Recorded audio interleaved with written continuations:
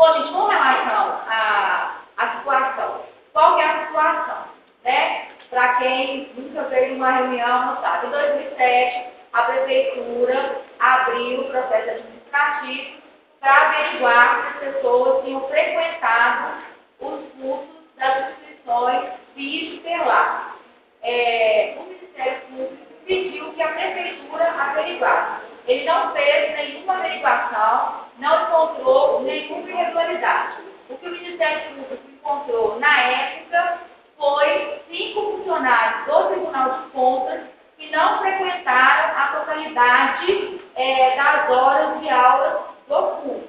Essas pessoas são de outra profissão que não o magistério. E de acordo com as instituições FIS-PELAR, os alunos, né, do magistério é que tem melhores condições de frequentar o calendário do curso, porque o curso tinha aulas em janeiro, em julho, feriado, férias, semana de outubro, enfim, que pode ter acontecido de pessoas que não são professores terem se matriculado no curso e não ter frequentado todas as aulas. E a faculdade não fazia um controle rígido de frequência, não tinha cartão magnético, não tinha assim, como atestar se alguém assinou a lista, se alguém respondeu presente, enfim. Mas para essas pessoas, resolveu que elas não faziam uso do diploma, uma vez que elas não tinham frequentado. Aí foi o que o Ministério Público apurou até então. A partir disso, o Ministério Público pediu para que a Prefeitura averiguasse se os professores da rede municipal que recebiam pelos cursos tinham realmente frequentado. A Prefeitura, então, solicitou aos alunos, nesse processo administrativo, que eles comprovassem com frequência, com diário, com o que ele tivesse na estadia de hotel, enfim, que ele comprovasse que efetivamente frequentou 360 horas. Nós, do Curso de Rede, solicitamos às instituições que fornecessem, porque nenhum aluno leva para casa a lista de presença, o diário de classe, enfim. Os alunos não levam essas coisas são de guarda da instituição que oferece os cursos.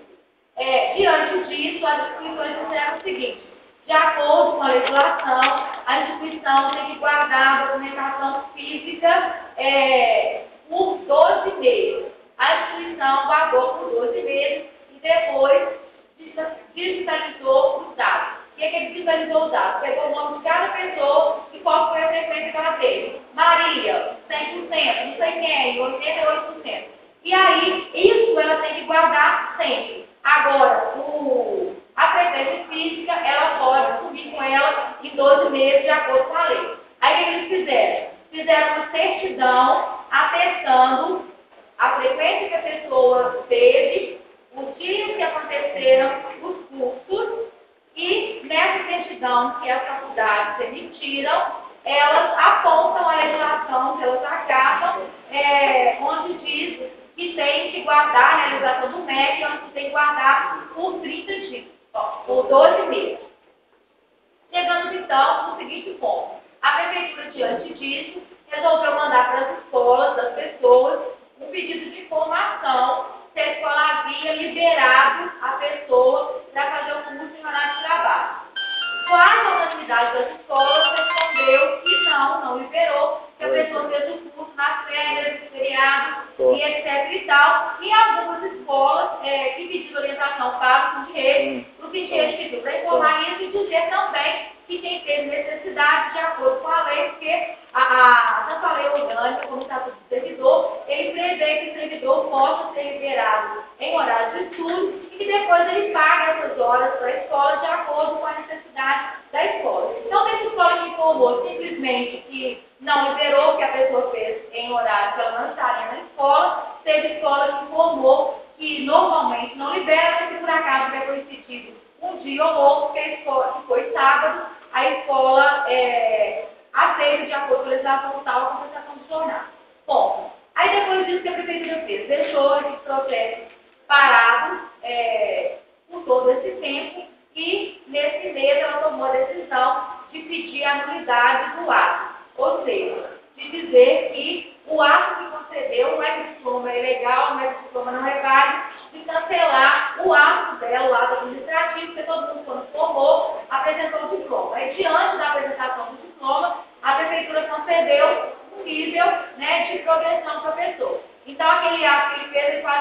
anula essa progressão e diz que vai pedir o ressarcimento. Aí, quais são as informações da prefeitura?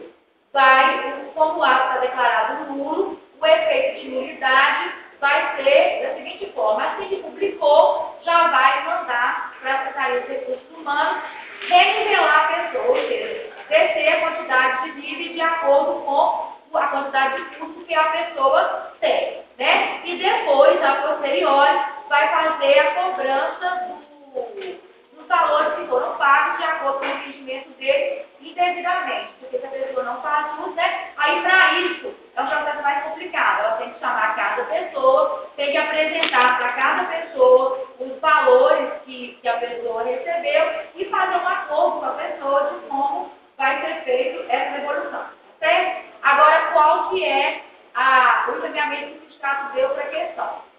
Eu vou contar o que a gente